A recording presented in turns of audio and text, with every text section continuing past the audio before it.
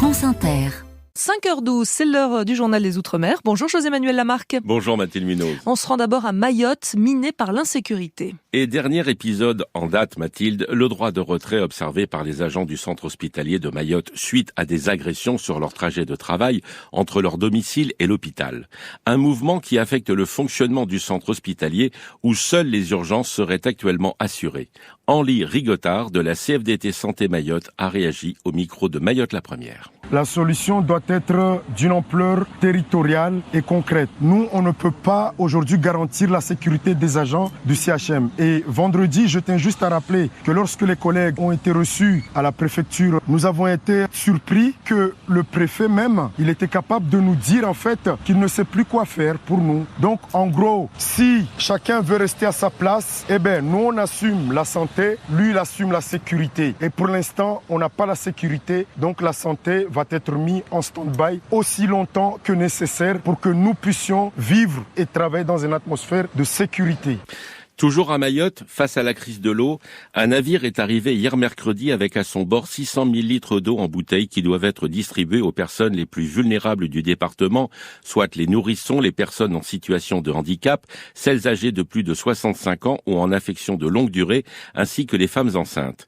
Les adultes auront droit à 2 litres par jour, les nourrissons à 1 litre, a précisé le préfet Thierry Suquet qui a annoncé que d'autres bateaux devraient arriver prochainement, dont un navire prévu courant octobre, qui devrait acheminer 1,2 million de litres d'eau à destination des mêmes publics. Des militaires de la Légion étrangère ont été déployés pour assurer la manutention et la distribution de ces bouteilles.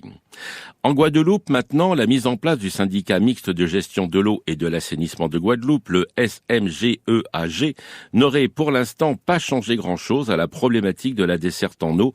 Les problèmes restent les mêmes, d'après le secrétaire général du comité de défense des usagers de l'eau, Jacques Davila, qui a dénoncé dans un courrier adressé au syndicat mixte un gaspillage de la ressource, comme il l'explique à Chantal Horn de Guadeloupe la Première. On prélève 110 millions de mètres cubes d'eau alors qu'on n'en distribue que 45. Donc, ça veut dire qu'il en manque 65. Si on avait fait comme on avait fait bien avant la création du SMGAG, à continuer à colmater les fuites petit à petit, nous serions dans une autre approche parce qu'il faut se rappeler que la variable d'ajustement de l'eau potable, c'est le réseau agricole sur lequel l'on pompe sans discernement, sans compter que l'on pompe dans les nappes phréatiques de la Guadeloupe, celle de la Grande Terre, et qu'ayant pompé dedans de manière incontrôlée, parce que personne ne contrôle quoi que ce soit, nous avons 6 des pompages qui sont en voie de salinisation définitive.